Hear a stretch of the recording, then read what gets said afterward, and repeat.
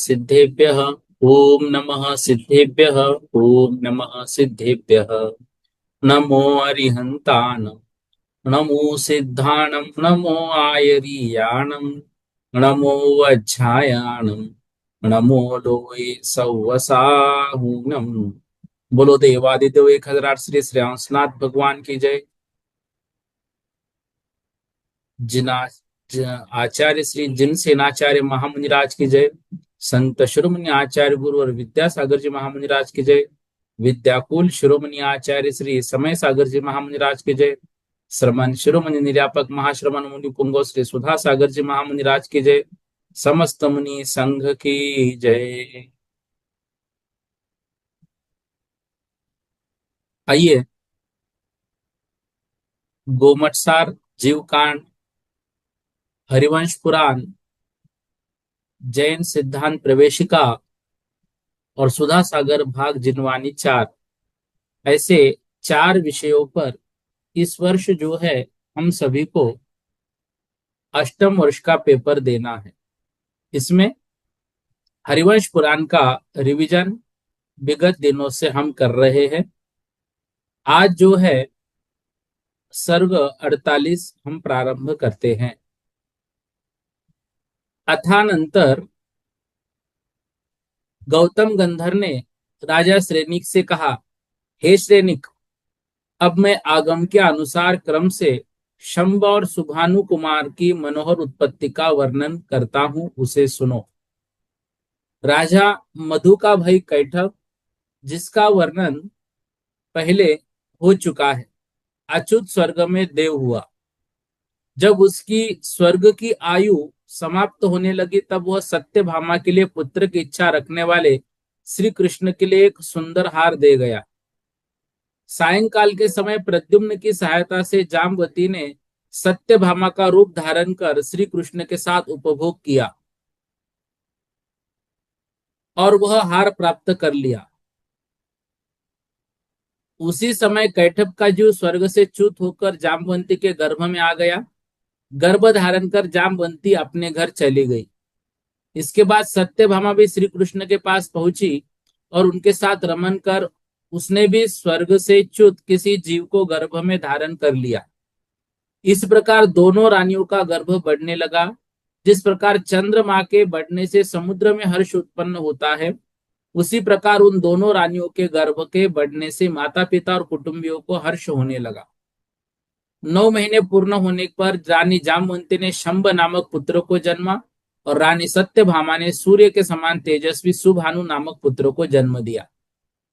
प्रद्युम्न और शंब के जन्म से रुक्मिणी और जामवंती अत्यंत प्रसन्न हुई तथा भानु और सुभानु के जन्म से सत्यभामा भी अत्यंत हर्षित हुई। श्री कृष्ण के अन्य रानियों से भी अनेक पुत्र उत्पन्न हुए, जो सत्य पराक्रम यश से युक्त होकर यादव के हृदय को आनंद देने वाले थे। सैकड़ों कुमारों से घिरा हुआ पराक्रमी शंब समस्त क्रीड़ाओं में सुभानु को परास्त कर देता था और उसे जीतकर क्रीड़ा करता रहता था। रुक्मिणी के भाई रुक्मी की वैदर्भी नाम की एक कन्या थी। रुक्मिणी ने उसे प्रद्युम्न के लिए मांगा, परंतु पूर्व वैर के कारण रुक्मी ने वह कन्या नहीं दी। यह सुनकर शंब और प्रद्युम्न दोनों भील का वेश धारण कर वहां गए, रुक्मी को पराजित किया और उस कन्या का हरण कर लाए। बाद में प्रद्युम्न ने उससे विवाह कर द्वारिका में उसके साथ सुखपूर्वक रहने लगा। शंब जुआ खेलने में अत्यंत कुशल था। एक दिन उसने जुए में सुभानु का सारा धन जीत लिया और सब लोगों में बांट दिया। एक बार पक्षियों की क्रीड़ा में और एक बार सुगंधि की पहचान के शास्त्रार्थ में उसने सुभानु को पराजित कर दिया।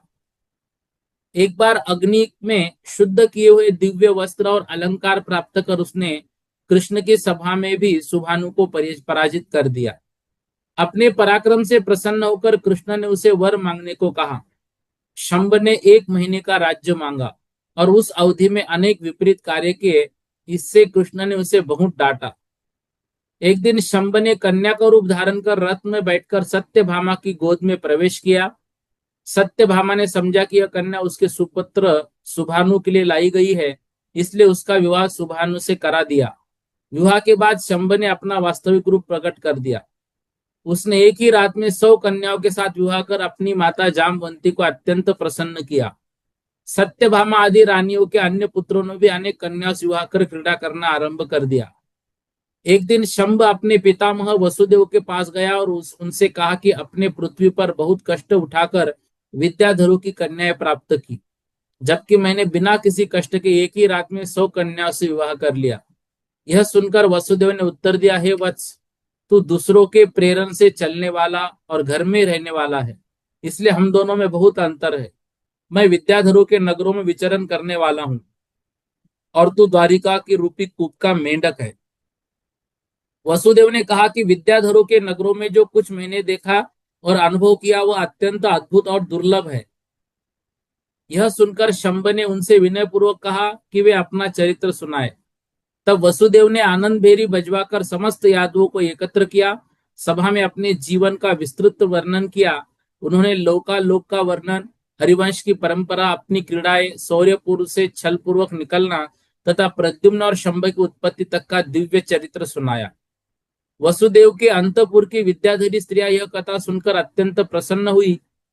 सभा में उपस्थित वृद्ध स्त्रियां, युवक, बालक, पांडव और द्वारिका के निवासी सब लोग यह चरित्र सुनकर अत्यंत आश्चर्यचकित हुए और वसुदेव की प्रशंसा करने लगे।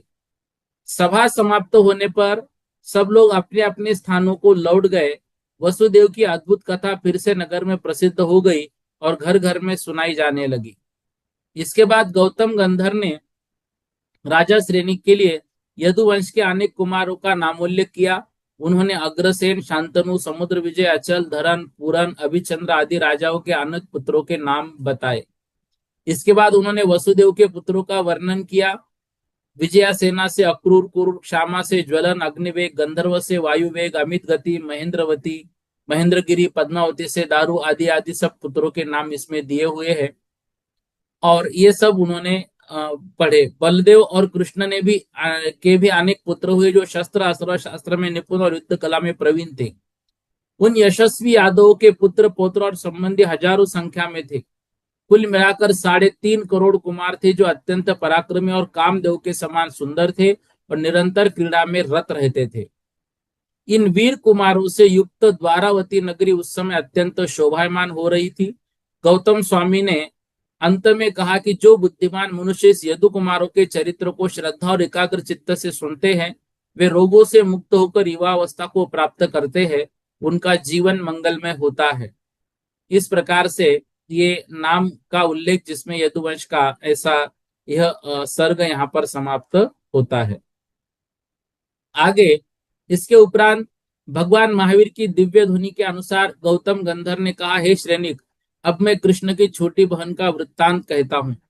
कृष्ण की छोटी बहन जो यशोदा की पुत्री थी और जन्म के समय कृष्ण के बदले लाई गई थी, अत्यंत प्रसिद्ध चंद्रमा के समान निर्मल यश को धारण करने वाले और मनोहर गुणों से अलंकृत थी। समय के साथ उसने प्रथम यौवन की पूर्ण अवस्था प्राप्त की। उसके चरण कमल अत्यंत कोमल थे, जिनकी अंगुलियां पल्लों के समान थी, जिनके नख चंद्रमंडल के समान चमकते थे। उसकी जंघाएं दृढ़, गोल, रोम रहित तथा नितंबों का भार धारण करने में समर्थ थी।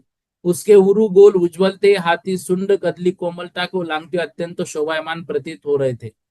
उसकी चाल कलहंस के समान मनोहर थी। उसकी नाभि गहरी थी, रोमोली सूक्ष्म काली थी, त्रिवलिया शरीर की शोभा बढ़ाती थी। उसके वक्ष स्थल पर कठोर गोल स्तन थे, जिनकी उपमा सुवर्ण के 2 कलशों से दी गई। उसकी भुजाएं लताओं के समान थी, हथेलियां लाल कमल के कांति से युक्त थी, नख कुरुबुक पुष्प के समान लाल थे। उसका कंठ शंख के समान कोमल, अधर बिंब फल के समान लाल, कपोल उज्ज्वल, भव्य, कुटिल और नेत्र विशाल तथा सुंदर थे। उसके घुंघराले केश भ्रमरों की कांति को मात देते थे। वह 14 प्रकार के आभूषणों से अलंकृत रहती थी। अंगराग कोमल वस्त्र तथा मालाएं धारण करती थी। समस्त कलाओं से युक्त वह कन्या अपने रूप और गुणों से अन्य युवतियों को तिरस्कृत कर देती थी और यदुवंश के लोगों के लिए अत्यंत गौरव का कारण थी। कुछ समय बाद बलदेव के पुत्र उससे मिलने आए। जाते समय उन्होंने अपने अल्हड़ स्वभाव से उसे चिमटी नाक वाली कहा कहकर चिढ़ाया। यह सुनकर दर्पण में अपना मुख देखा और अपनी चिमटी नाक देखकर लज्जित हो गई। इसका कारण इस कारण संसार से वैराग्य हो गया। वह नगर में रहने वाली आरिकाओं की प्रधान गणी की सुव्रता के पास गई। उनके साथ व्रतधर नामक मुनिराज के पास पहुंची। मुनिराज को प्रणाम कर उनसे पूछा, हे भगवान, मैंने पूर्व जन्म में कौन सा पाप किया था जिससे मुझे यह विकृत रूप प्राप्त हुआ। तब अवधि ज्ञान से युक्त मुनिराज ने कहा, हे पुत्री, पूर्व जन्म में तू सुराष्ट्र देश में एक सुंदर पुरुष था। विषयों में आसक्त होकर तूने अपने मन और इंद्रियों को संयमित नहीं रखा। एक बार एक मुनि अत्यंत कठोर तप कर रहे थे, तूने अपनी गाड़ी उन पर चला दी जिससे उनकी नाक पिचक गई। मुनिराज ने धैर्य धारण किया, इसलिए उनके मन में क्रोध नहीं उत्पन्न हुआ। उनके जीव का घात नहीं हुआ, इसलिए तुझे नरक गति नहीं मिली। परंतु शरीर का आघात होने से इस जन्म में तेरा मुख विकृत हो गया। जिनेन्द्र भगवान ने कहा है कि जो जीव किसी का अवयव नष्ट करता है वह अनेक भावों में उसी प्रकार के दुख का अनुभव करता है। इसलिए जो अपने और दूसरों का हित चाहते हो सदा हिंसा और पाप से दूर रहना चाहिए, क्योंकि कर्म का फल अवश्य मिलता है। मुनि के उपदेश को सुनकर उस कन्या ने संसार का त्याग कर आर्य का दीक्षा ग्रहण कर ली। उसने अपने आभूषण त्याग दिए, केश उखाड़कर श्वेत वस्त्र धारण किया, संयम का जीवन आरंभ किया। वह आर्य का व्रत, संयम, उपवास और अनित्य आदि भावनाओं का चिंतन करते हुए तप में स्थित रहने लगी। बहुत वर्षों बाद वह आर्यिकाओं में बड़े संघ की साथ विंध्याचल वन में पहुंची। रात्रि में वह प्रतिमा योग में स्थित होकर ध्यान कर रही थी। उसी समय भीलों का एक दल वहां आया। उन्होंने उसे वन देवी समझकर नमस्कार किया और वरदान मांगा कि यदि वे यात्रियों के धन के लूटने में सफल होंगे तो उसे अपना देवता मानेंगे। इसके बाद भीलों ने यात्रियों के संघ पर आक्रमण कर उन्हें लूट लिया। वापस लौटते समय उन्हीं आर्यिका दिखाई नहीं दी। उसी समय एक सिंह ने आर्यिका पर उपसर्ग किया। आर्यिका ने शांति से समाधि धारण की और अनशन करते हुए प्रतिमा योग में ही देह त्याग कर स्वर्ग चली गई। सिंह के आक्रमण से उसका शरीर नष्ट हो गया था, पर हाथ की 3 अंगुलियां वहां रह गई। भीलों ने उन अंगुलियों को ही देवी मानकर वहां स्थापित कर दिया। भैंस आदि पशुओं की बलि देना प्रारंभ कर दिया। वहां रक्त और मांस की दुर्गंध फैल गई। वह स्थान अत्यंत विकृत हो गया। यद्यपि आर्यिका महान तपस्विनी थी और उत्तम गति को प्राप्त हो चुकी थी, फिर भी मूर्ख लोग उसे रक्त मांस की बलि देने वाली देवी मानने लगे। गौतम स्वामी ने कहा कि वास्तव में कोई देवता पशुओं का रक्त पीने वाला नहीं होता। ऐसे भ्रम अज्ञान से उत्पन्न होते हैं। किसी के दोष बढ़ा चढ़ाकर कहना, असत्य दोष का लगाना पाप का कारण है। लोगों को समझना चाहिए कि सच्चा धर्म अहिंसा, संयम, दया का मार्ग है, जबकि हिंसा और बलि अधर्म है जो नरक गति का कारण बनता है। जो लोग जिनेन्द्र भगवान की प्रतिमा की श्रद्धा से पूजा करते हैं उन्हें उनके पुण्य के अनुसार इच्छित फल प्राप्त होते हैं। परंतु कुमार्ग में चलना, दूसरों को प्रेरित करना या अनुचित देना, तीनों ही पाप कर्मों के कारण हैं और दुर्गति को ओर ले जाते हैं। इस प्रकार शुभ मार्ग में स्वयं चलना, दूसरों को प्रेरित करना और अनुमति देना तीनों ही पुण्य कर्मों का कारण है और सुगति प्रदान करते हैं। देव मूर्ता, शास्त्र मूर्ता, गुरु मूर्ता, ये 3 प्रकार की अज्ञानताएं संसार के जीवों को सत्य और असत्य का विवेक करने से रोकती है। इसलिए मनुष्य को विवेक पूर्वक विचार कर सच्चे देव, सच्चे शास्त्र और सच्चे गुरु का आश्रय लेना चाहिए। सम्यक दर्शन की शुद्धि से ही व्रत, गुण, संयम, तप निर्मल बनते हैं। इसलिए मनुष्य को जन्म, बुढ़ापा और मृत्यु से मुक्त करने वाले सम्यक दर्शन की आराधना करनी चाहिए। इस प्रकार दुर्गा की उत्पत्ति और उनके जीवन के विषय में यह अधिकार यहाँ पर पूर्ण होता है। अब यहाँ पर इसके उपरांत एक व्यापारी अपना खरीदा हुआ माल बेचने के लिए अनेक अमूल्य मणि लेकर मगधराज जरासंध के पास पहुंचा। उन मणियों को देखकर जरासंध ने उससे पूछा कि ये मणि कहाँ से लाए हो।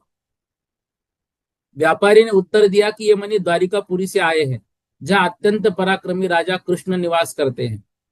उसने बताया कि जब यादवों के स्वामी समुद्र विजय और रानी शिवा देवी के तीर्थंकर नेमिनाथ का जन्म हुआ था, तब 15 महीनों तक देवताओं ने रत्नों की वर्षा की थी। उन्हीं रत्नों में से ये मणि लाया गया है। व्यापारी और मंत्रियों से यादव का यह महामत्य सुनकर जरासंध के नेत्र क्रोध से लाल हो गए। यह सुनकर राजा श्रेनिक ने श्रुत ज्ञान रूपी नेत्रों वाले गौतम गंधर्व से पूछा, जब जरासंध ने समस्त लोक में प्रसिद्ध और अनेक युद्धों में पराक्रम सिद्ध कर चुके कृष्ण का नाम सुना, तब उसने क्या किया। गौतम गंधर्व ने उत्तर दिया कि यादवों का समाचार सुनकर जरासंध संधि से विमुख हो गया और मंत्रियों के साथ विचार करने लगा। उसने मंत्रियों से कहा कि समुद्र की तरंगों की भांति बढ़ते हुए ये शत्रु अब तक उपेक्षित कैसे रहे। राजा के गुप्तचर उसके नेत्र होते हैं, फिर वे स्वामी को धोखा क्यों देते रहे। जरासंध ने कहा, यदि शत्रु उत्पन्न होते ही नष्ट नहीं किए जाते तो वे रोगों के समान बढ़कर दुख देते हैं। यादवों ने मेरे जमाई कंस और भाई अपराजित को मारकर समुद्र के मध्य द्वारिका में आश्रय लिया है। वे समुद्र में अवश्य है, पर उपाय से उन्हें मछलियों की तरह पकड़ा जा सकता है। मंत्रियों ने उसे समझाया कि यादवों के कुल में नेमिनाथ तीर्थंकर, बलदेव और कृष्ण जैसे महापुरुष उत्पन्न हुए हैं। इनका पराक्रम इतना महान है कि देवताओं के लिए भी उन्हें जीतना कठिन है। नेमिनाथ का जन्म देवों द्वारा पूजित हुआ और इंद्रों ने सुमेरु पर्वत पर उनका अभिषेक किया है। बलदेव और कृष्ण की सामर्थ्य अनेक युद्धों में प्रकट हो चुकी है। पांडव तथा अनेक विद्याधर भी उनके पक्ष में हैं और उनके पास 3.5 करोड़ कुमारों की सेना है। इसलिए उनसे युद्ध करना उचित नहीं। वे समुद्र में भय से नहीं बल्कि नीति के अनुसार गए हैं। अतः दोनों पक्षों को शांतिपूर्वक रहना चाहिए। मंत्रियों की हितकारी सलाह के बावजूद जरासंध ने उसे नहीं माना और अजित सेन नामक दूत द्वारिका भेज दिया। साथ ही उसने चारों दिशाओं और मध्य देश के राजाओं को भी युद्ध के लिए बुलावा भेजा। कर्ण, दुर्योधन आदि अनेक राजा उसके पास आ पहुंचे और वह अशुभ शकुनों की परवाह किए बिना युद्ध के लिए चल पड़ा। दूसरी ओर अजित सेन दूत द्वारिका पहुंचा और कृष्ण की सभा में जाकर जरासंध का संदेश सुनाया कि यदि यादवों ने उसका अपराध नहीं किया है तो समुद्र में छिपकर क्यों रहते हैं। यदि वे बिना नमस्कार किए रहेंगे तो वह समुद्र को पीकर उनकी दुर्दशा कर देगा। यह सुनकर कृष्ण और यादव राजा क्रोधित हो गए और दूत से कहा कि तुम्हारा राजा मृत्यु के निकट है, वह युद्ध के लिए आए, हम उसका स्वागत करेंगे। दूत यह संदेश लेकर लौट गया। इसके बाद यादवों ने मंत्रणा की। विमल, अमल, शार्दुल नामक मंत्रियों ने सुझाव दिया कि पहले साम नीति का प्रयोग करना चाहिए, क्योंकि युद्ध में दोनों पक्षों के स्वजन नष्ट हो सकते हैं। यदि संधि हो जाए तो सभी का कल्याण होगा। राजा समुद्र विजय ने इस सलाह को स्वीकार किया और लोहजंग कुमार को दूत बनाकर भेजा। लोहजंग अत्यंत बुद्धिमान और वीर था। वह पूर्व मालव देश पहुंचा और वहां वन में तिलकानंद और नंदन नामक 2 मासोपवासी मुनियों को आहार दिया। उसके पुण्य से 5 आश्चर्य प्रकट हुए और वो स्थान देवावतार नामक तीर्थ बन गया। लोहजंग ने जाकर जरासंध को समझाया। उसके वचनों से प्रसन्न होकर जरासंध ने 6 महीनों की संधि स्वीकार कर ली। लोहजंग द्वारिका लौट आया और समाचार सुनाकर सबको संतुष्ट किया। 1 वर्ष शांति से बीतने के बाद जरासंध पुनः विशाल सेना के साथ कुरुक्षेत्र की ओर प्रस्थान किया। उधर कृष्ण भी अपनी सेना सहित वहां पहले ही पहुंच चुके थे। दक्षिण, उत्तर, पश्चिम के अनेक राजा कृष्ण की सहायता के लिए आ मिले। भोज, पांडव और अन्य अनेक राजा भी उनके पक्ष में आए। समुद्र विजय, उग्रसेन, मेरु राजा एक एक औक्षहिणी सेना के स्वामी थे। राष्ट्रवर्धन, सिंहल, पद्मरथ आदि राजाओं के पास आदि आदि औक्षहिणी सेना थी। चारुदत्त औक्षहिणी का स्वामी था। एक औक्षहिणी सेना में 9,000 हाथी, 9 लाख रथ, 9 करोड़ घोड़े, 900 करोड़ पैदल सैनिक बताए गए हैं। यादवों में कुमार नेमी, बलदेव और कृष्ण अतिरथ थे। भारतवर्ष के सभी अतिरथों में श्रेष्ठ थे। समुद्र विजय, वसुदेव, युधिष्ठिर, भीम, कर्ण, अर्जुन, रुक्मिणी, प्रद्युम्न, सत्य, धृष्टद्युम्न आदि महारथी थे। अन्य अनेक राजा सम्रथ, अर्थरथ, रथी थे। दोनों सेनाएं आमने सामने आ गई। उसी समय कुंती अपने पुत्र कर्ण से मिलने गई। उसने कर्ण को बताया कि वो उसका पुत्र है और जन्म के बाद लोक लाज से उसने उसे त्याग दिया था। कर्ण ने सत्य स्वीकार किया, परंतु जरासंध के उपकारों को याद कर उसने कहा कि युद्ध के समय स्वामी का साथ छोड़ना उचित नहीं। वह भाइयों से युद्ध नहीं करेगा, केवल अन्य योद्धाओं से लड़ेगा। इसके बाद युद्ध की तैयारी आरंभ हुई। जरासंध की सेना ने चक्रव्यूह की रचना की। उस चक्रव्यूह में 1,000 आरे थे। प्रत्येक आरे में 1,000 राजा, 100 हाथी, 2,000 रथ, 5,000 घोड़े, 16,000 पैदल सैनिक थे। कर्ण सहित 5,000 राजा उस व्यूह में स्थित थे। स्वयं जरासंध मध्य में खड़ा था। इसके प्रत्युत्तर में वसुदेव ने चक्रव्यूह को भेदने के लिए गरुड़ व्यूह बनाया। 50 लाख यादव कुमार उसके मुख भाग में खड़े हो गए। उसके मस्तक पर बलदेव कृष्ण स्थित हुए। अक्रूर, सारन, विजय, जय, पद्म, सुमुख, दृढ़ मुष्टि आदि वीर अनेक रथों की रक्षा के लिए पीछे रहे। भोज राजा गरुड़ के पृष्ठभाग में समुद्र विजय दाहिने पंख पर स्थित हुए।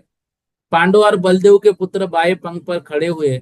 उनके साथ अनेक राजाओं की विशाल सेनाएं थी। इस प्रकार वसुदेव द्वारा रचित गरुड़ व्यूह जरासंध के चक्रव्यूह को भेजने के लिए तैयार हो गया। गौतम स्वामी कहते हैं कि दोनों पक्षों में अत्यंत दुर्गम चक्रव्यूह और गरुड़ व्यूह की रचना की, परंतु जिनेन्द्र भगवान के मार्ग में संचित धर्म के प्रभाव से अंततः युद्ध में एक ही पक्ष का नायक विजयी होगा। ये सर्ग बहुत अच्छे से आप याद कर लेना, पढ़ लेना इसको बहुत बढ़िया तरीके से। इसके उपरांत उसी समय वसुदेव का हित चाहने वाले अनेक विद्याधर राजा एकत्र होकर समुद्र विजय के पास आ पहुंचे। उनमें वसुदेव और श्वशुर, अश्विनी वेग, हरिग्रीव, वराह, सिंहदृष्ट, महापुरुषार्थी, विद्युत वेग, मानस वेग, विद्युत दृष्ट, पिंगल, गांधार, नार सिंह आदि प्रमुख थे। आर्य तथा मातंग जाति के अनेक विद्याधर राजा भी श्री कृष्ण की सहायता के लिए आए और वसुदेव को आगे करके समुद्र विजय से जा मिले। समुद्र विजय आदि ने उनका यथोचित सम्मान किया, हर्षपूर्वक कहा कि अब हम लोग कृतार्थ हो गए।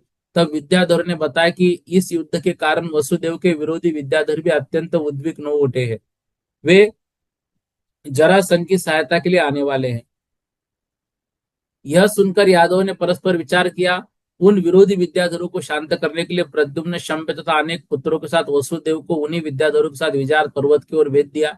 वसुदेव ने भगवान नेमिनाथ, कृष्ण, बलदेव का आलिंगन किया। कुछ पुत्रों, पौत्रों और तथा विद्याधरों के साथ शीघ्र विचार की ओर प्रस्थान किया। उसी समय कुबेर द्वारा प्रदान किए गए दिव्य अस्त्रों से युक्त सिंह विद्या दिव्य रथ पर बलदेव आरूढ़ हुए। गरुड़ चिन्ह वाली पताका से सुशोभित कृष्ण गरुड़ विद्या के रथ पर आरूढ़ हुए, जो विविध दिव्य अस्त्र शस्त्रों से पूर्ण था। भगवान नेमिनाथ इंद्र द्वारा भेजे गए मातली सारथी से युक्त दिव्य रथ पर आरूढ़ हुए। समुद्र विजय आदि अनेक राजाओं ने वानर ध्वज से युक्त वसुदेव के पराक्रमी पुत्र अनावृष्टि को सेनापति बनाकर उसका अभिषेक किया। उधर जरासंध ने भी हर्षपूर्वक महाबलवान हिरण्यनाभ को सेनापति नियुक्त किया। इसके बाद दोनों पक्षों की सेनाओं में युद्ध की तैयारी होने लगी। भेरी और शंखों की ध्वनि से आकाश गूंज उठा और दोनों ओर की चतुरंग सेनाएं युद्ध के लिए आमने सामने आ खड़ी हुई। क्रोध से भौएं टेढ़ी किए हुए राजा एक दूसरे को ललकारते हुए युद्ध करने लगे। हाथी हाथियों से, घोड़े घोड़ों से, रथ रथों से, पैदल सैनिक पैदल सैनिकों से भिड़ गए। धनुष की प्रत्यंचाओं के शब्द, रथों की गर्जना, हाथों की चिंगाड़ और योद्धाओं के सिंहनाद से दशों दिशाएं गूंज उठी। जब शत्रु सेना अत्यंत प्रबल दिखाई दी, अपनी सेना को क्षति पहुंचाने लगी, तब नेमिनाथ, अर्जुन और सेनापति अनावृष्टि ने कृष्ण की इच्छा जानकर स्वयं युद्ध में प्रविष्ट होने का निश्चय किया और चक्रव्यूह को भेजने के लिए आगे बढ़े। भगवान नेमिनाथ ने इंद्रपद शाक नामक शंख बजाया। अर्जुन ने देवदत्त और सेनापति अनावृष्टि के बलाहक नामक शंख फूका। इन शंखों की गूंज सुनकर अपनी सेना में उत्साह और शत्रु में सेना में भय फैल गया। इसके बाद अनावृष्टि ने चक्रव्यूह का मध्य भाग, नेमिनाथ ने दक्षिण भाग और अर्जुन ने पश्चिम उत्तर भाग भेज दिया। अनावृष्टि का सामना हिरण्यनाभ से, नेमिनाथ का रुक्मी से और अर्जुन का दुर्योधन ने किया। इसके बाद भीषण युद्ध प्रारंभ हुआ। आकाश में नारद अप्सराओं के साथ खड़े होकर पुष्प वर्षा करते हुए हर्ष से नृत्य कर रहे थे। भगवान नेमिनाथ ने रुक्मी पर बाणों की वर्षा कर उसे रथ से नीचे गिरा दिया। अनेक शत्रु राजाओं को तितर बितर कर दिया। इस प्रकार समुद्र विजय और उनके भाइयों और पुत्रों ने भी युद्ध में अनेक शत्रुओं का संहार किया। बलदेव और कृष्ण ने के पुत्रों ने भी पर्वतों पर वर्षा करने वाले मेघों के समान बाणों की वर्षा करते हुए शत्रु सेना में प्रचंड पराक्रम दिखाया। पांडव और धृतराष्ट्र के पुत्रों भी बीच भयंकर युद्ध हुआ। युधिष्ठिर शल्य से, भीम दुशासन से, सहदेव शकुनी से और नकुल उल्लूक से युद्ध कर रहे थे। इसके बाद अर्जुन और दुर्योधन आमने सामने हुए। दोनों के बीच अत्यंत भयंकर युद्ध हुआ। पांडवों ने धृतराष्ट्र के अनेक पुत्रों का वध कर दिया और कई को युद्ध से अयोग्य बना दिया।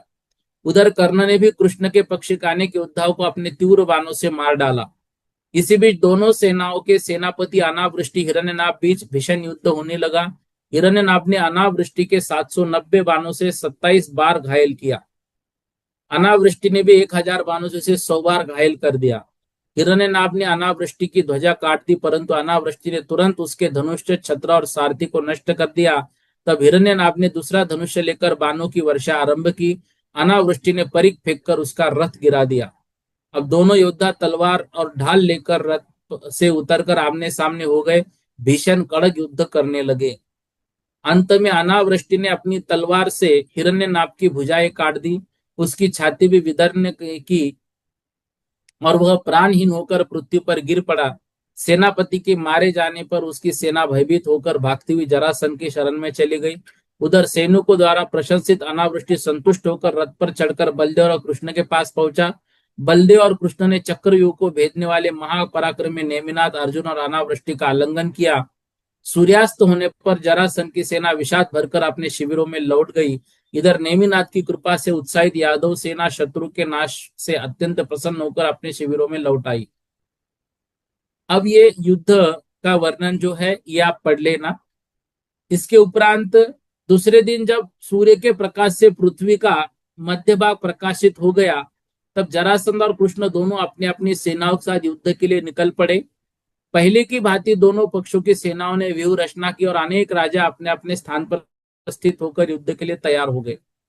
युद्ध भूमि में रथ पर स्थित जरासंध ने यादवों की सेना को देखकर अपने मंत्री हंसक से कहा, हे हंसक, मुझे यादवों के प्रमुख वीरों के नाम और चिन्ह बताओ ताकि मैं उन्हें पहचान सकूं। अन्य लोगों को मारने से क्या लाभ। तब हंसक ने यादवों के वीरों का परिचय देते हुए कहा, जो फेन के समान श्वेत घोड़ों से जुता और गरुड़ ध्वजा से सुशोभित रथ है, वो सूर्य के रथ के समान तेजस्वी श्री कृष्ण का है।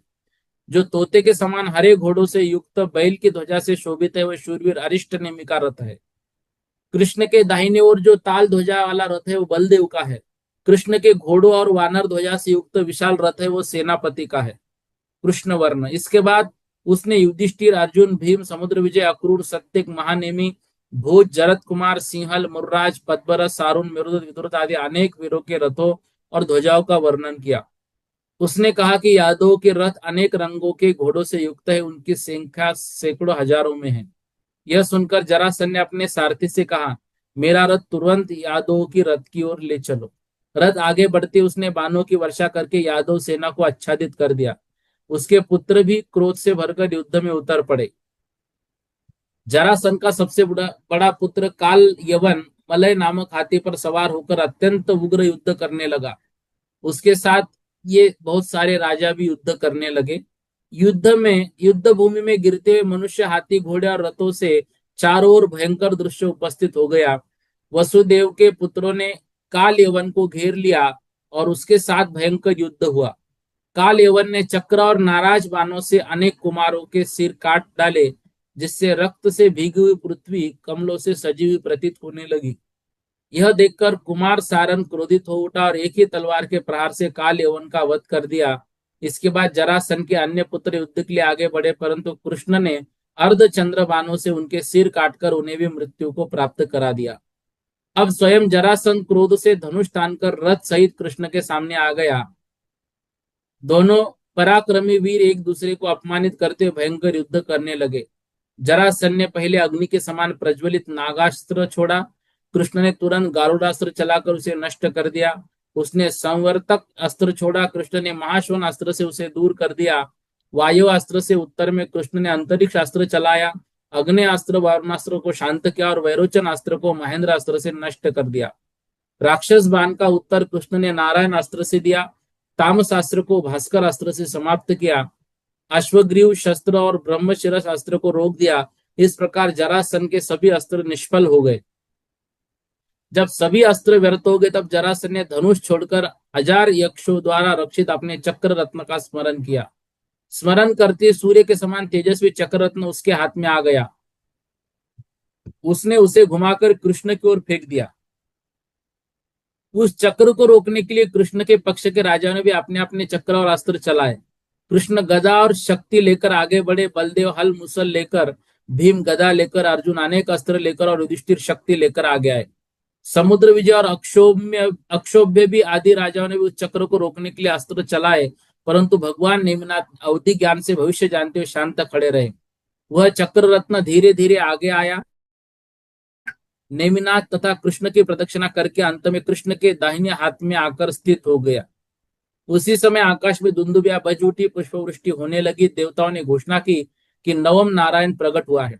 अनुकूल सुगंधित वायु बहने लगी और यादवों के हृदयों में उत्साह भर आया। यह देखकर जरासंध निराश हो गया और सोचने लगा कि अब मेरा अंत निकट है। उसने कहा, हे गोप, यदि शक्ति है तो चक्र चलाओ।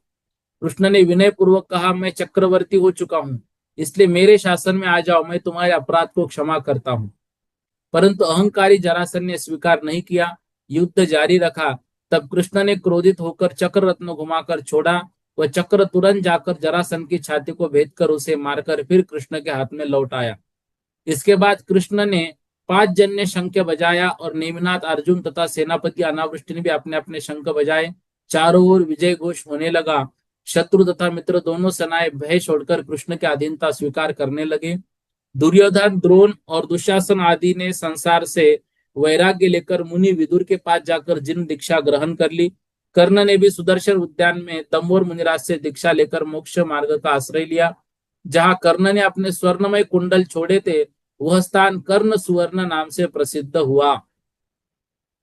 युद्ध समाप्त होने पर मातली अपने स्वामी इंद्र के पास लौट आया और यादव तथा अन्य राजा अपने अपने शिविरों में चले गए। सूर्यास्त हो गया, संध्या की लालिमा दिशाओं में फैल गई। ऐसा प्रतीत हुआ मानो सूर्य जरासंध के वध के देखकर शोक से लाल हो गया, जलांजलि देने के लिए समुद्र में डूब गया हो। गौतम स्वामी कहते, संसार में शुभ कर्मों का उदय होता है। मनुष्य महान संपदा प्राप्त कर कर जब पुण्य क्षीण होता है तो विपत्ति आती है। इसलिए हे भक्तजनों, जिन मत में स्थित होकर निर्मल तप का आचरण करो और मोक्ष प्राप्ति का कारण बनो। इसके उपरांत दूसरे दिन जब सूर्य उदित होकर अपने महातेज से दिशाओं को प्रकाशित करने लगा, तब इधर यादवों की सेना में वीरों के घावों का उपचार किया गया, उधर जरासंध तथा अन्य मृत राजाओं का अंतिम संस्कार किया गया। एक दिन समुद्र विजय आदि राजा सभा मंडप में कृष्ण के साथ बैठे हुए थे, वसुदेव के आगमन की प्रतीक्षा कर रहे थे। वे आपस में चर्चा कर रहे थे कि वसुदेव को पुत्रों और पौत्रों सहित विजय पर्वत पर गए बहुत समय हो गया, परंतु आज तक उनकी कुशलता का समाचार क्यों नहीं आया।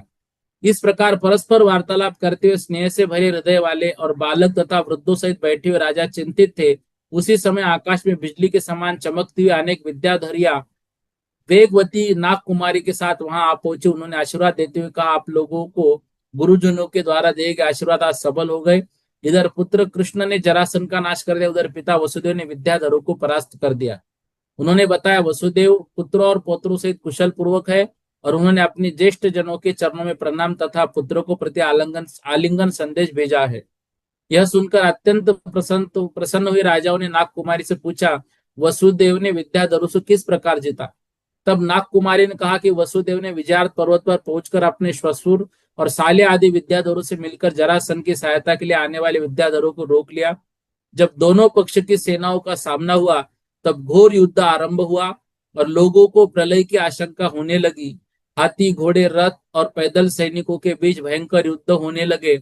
वसुदेव, उनके पुत्र प्रद्युम्न, शंब और उनके पक्ष के अनेक विद्याधर और वीर शस्त्रों की ज्वालाओं के समान शत्रुओं का संहार करने लगे।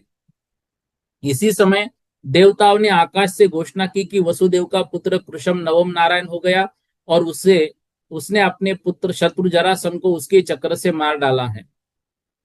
देवताओं ने चंद्रमा की किरणों के समान रत्नों की वर्षा वसुदेव के रथ पर की। यह सुनकर शत्रु पक्ष के विद्याधीर भयभीत हो गए। वसुदेव की शरण में आकर अपनी कन्याएं प्रद्युम्न, शंब और अन्य कुमारों को प्रदान कर दी। नाग कुमारी ने कहा कि हम वसुदेव की प्रेरणा से समाचार देने के लिए आए हैं।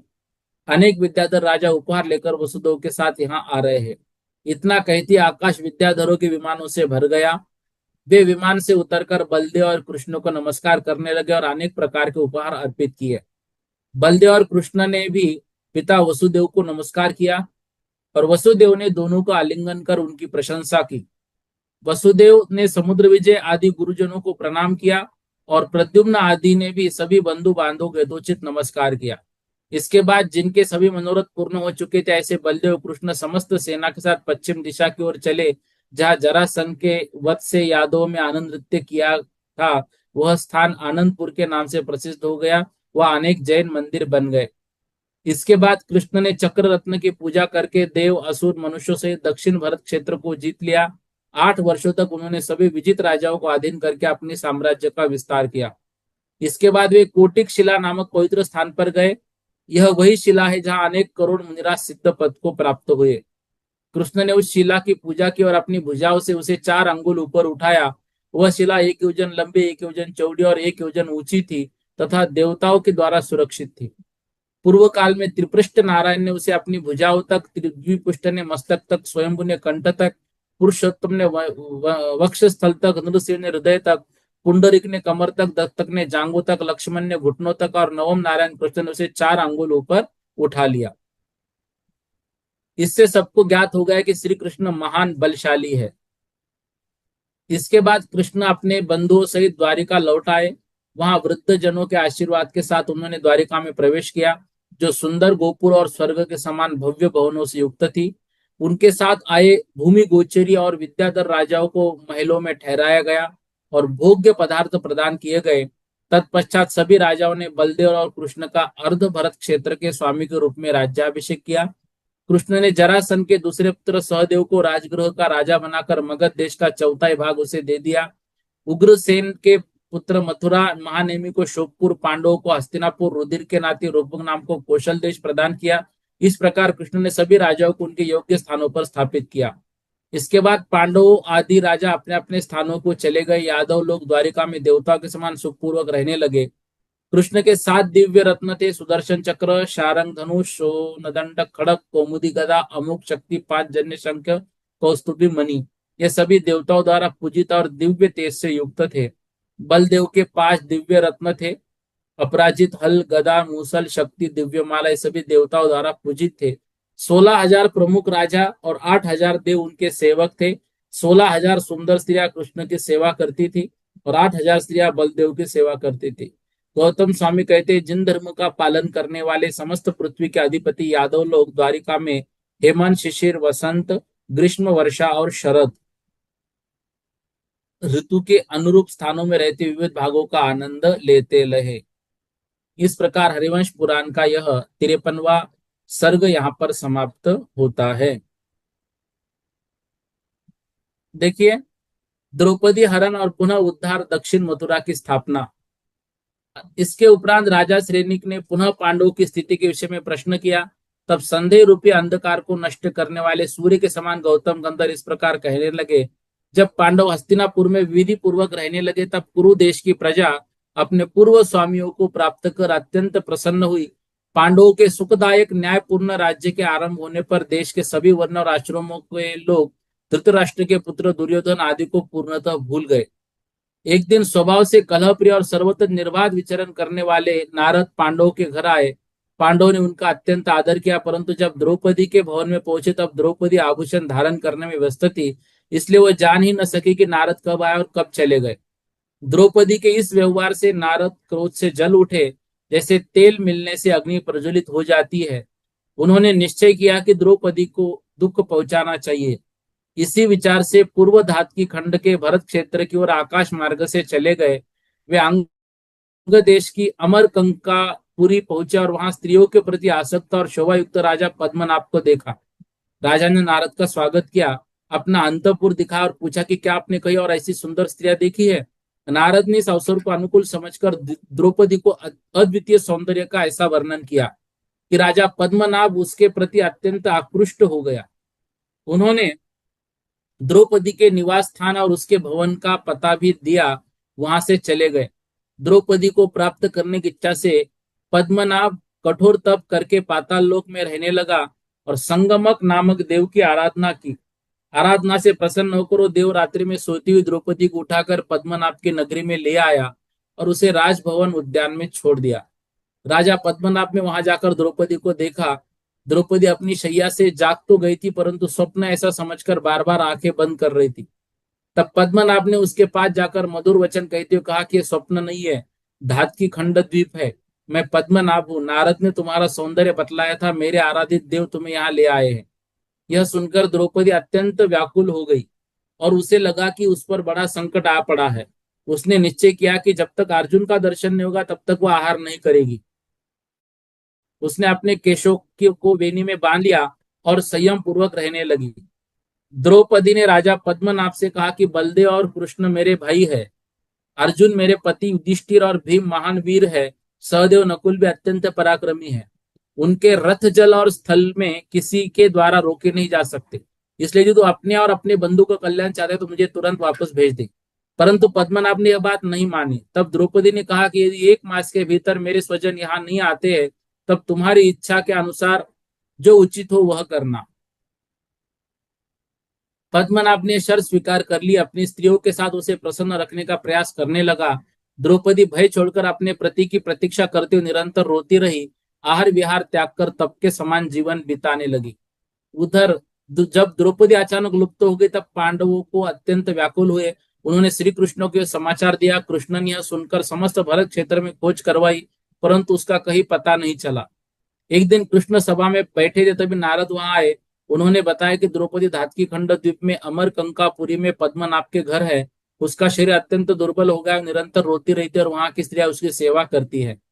यह समाचार सुनकर कृष्ण अत्यंत प्रसन्न हुए। द्रौपदी को लाने के लिए तुरंत प्रस्थान किया। वे पांडवों के साथ दक्षिण समुद्र के तट पर पहुंचे और समुद्र के अधिष्ठाता देव की आराधना की। देव ने कृष्ण और 5 पांडवों को 6 रथों में बिठाकर समुद्र पार करा दिया। वे अमरकंकापुरी के उद्यान में ठहरे। जब पद्मनाभ को यह समाचार मिला, तो उसकी सेना युद्ध के लिए निकली, परंतु पांडवों ने उसे पराजित कर दिया। पद्मनाभ नगर में जाकर द्वार बंद कर बैठ गया। जब कृष्ण ने अपने पैरों के प्रहार से नगर का द्वार तोड़ दिया, उनके प्रहार वज्र के समान थे। नगर की प्राचीर, गोपुर, महल टूटने लगे, हाथी घोड़े भागने लगे, नगर में हाहाकार मच गया। जब पद्मनाभ निरुपाय हो गया, मतलब कुछ उपाय उसके पास नहीं बचा, तब नगर वासियों और अंतपुर की स्त्रियों के साथ लेकर द्रौपदी के शरण में आ और क्षमा मांगने लगा। द्रौपदी ने उसे स्त्री वेश धारण कर कृष्ण की शरण में जाने को कहा, क्योंकि श्रेष्ठ पुरुष शरणागत पर दया करते हैं। पद्मनाभ स्त्री का वेश धारण कर द्रौपदी को आगे कर कृष्ण के पास पहुंचा। कृष्ण ने उसे अभयदान दिया, उसका नाम तथा स्थान बदलकर उसे वापस भेज दिया। द्रौपदी ने कृष्ण और पांडवों को नमस्कार किया। अर्जुन ने अत्यंत प्रेम से उसका आलिंगन किया, उसकी वेणी खोली। द्रौपदी ने स्नान कर भोजन किया, सबका आदर किया, अपना दुख सुनाकर शोक से मुक्त हुई। इसके बाद कृष्ण ने शंख बजाया। उस समय धातकी खंड के नारायण कपिल वहां उपस्थित थे। उन्होंने जिनेन्द्र भगवान से पूछा, ये शंख किसने बजाया? जिनेन्द्र ने बताया कि यह कृष्ण है, परंतु नारायणों का प्रत्यक्ष मिलन नहीं होता, केवल संकेत से ही मिलन संभव है। तदनुसार कपिल नारायण से दूर से ही कृष्ण को देखकर लौट गए। कृष्ण और पांडव समुद्र पार कर वापस आए। गंगा पार करते समय भीम ने मजाक में नाव छिपा दी, कहा कि वे तैर कर आए हैं। कृष्ण ने रथ को एक हाथ पर उठाकर दूसरे हाथ में जंघाओं के बल पर से गंगा पार कर ली। यह देखकर पांडव आश्चर्यचकित हो गए, कृष्ण की स्तुति करने लगे। भीम ने बताया कि यह तो उसने हंसी में कहा था। यह सुनकर कृष्ण पांडवों से विरक्त हो गया और उन्हें फटकारा। इसके बाद हस्तिनापुर गया और सुभद्रा के पुत्र आर्य सुनून को राज्य देकर पांडवों को वहां से विदा कर दिया। कृष्ण द्वारिका लौट आए और उनकी स्त्री अत्यंत प्रसन्न हुई। कृष्ण की कठोर आज्ञा से पांडव दक्षिण दिशा में चले गए और वहां उन्होंने दक्षिण मथुरा नगरी बसाई। वहां वे समुद्री तटों और मलय पर्वत की सुगंधित वायु वाले प्रदेशों में विहार करने लगे। गौतम स्वामी कहते, जम्बूद्वीप और धातकी खंड जैसे दूरस्थ स्थानों में भी पूर्व जन्म के किए गए जैन धर्म के प्रभाव के कार्य सिद्ध हो जाते हैं।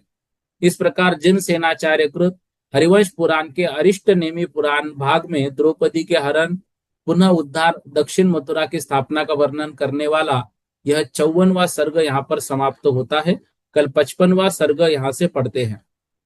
अब देखिए, कुछ लोगों के प्रश्न आ रहे, भैया ये बहुत बड़ा है, अब इसको अपन ने शॉर्ट कर दिया है।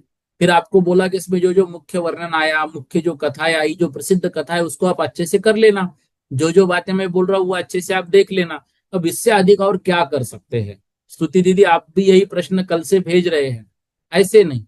देखो, पढ़ना तो है सभी को, मुझे मालूम है इतना सारा याद नहीं रह सकता है, लेकिन मुख्य मुख्य बातें, मुख्य मुख्य कहानियां, जैसे विष्णु कुमार मुनि की कहानी आई, जैसे महाभारत में युद्ध की बात आई, ये मुख्य मुख्य बातें हैं। जैसे कि अरिष्ट नेमि का जन्म हुआ, और ऐसी कुछ बातों को एक बार जब हमारे पूर्ण सर्ग हो जाएगा, तो कुछ बातें और भी मैं आपको बताऊंगा, उसके अनुसार तैयारी करनी है।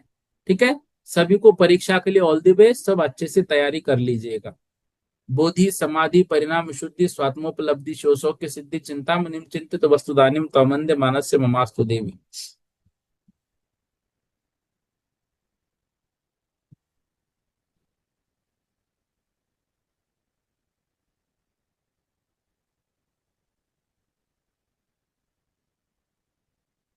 बोलो द्वादशांग निमानी माता की जय, सिद्धांत शास्त्र की जय, सभी प्रतिमाधारी को सादर मना, सभी को सादर जय जिनेन्द्र।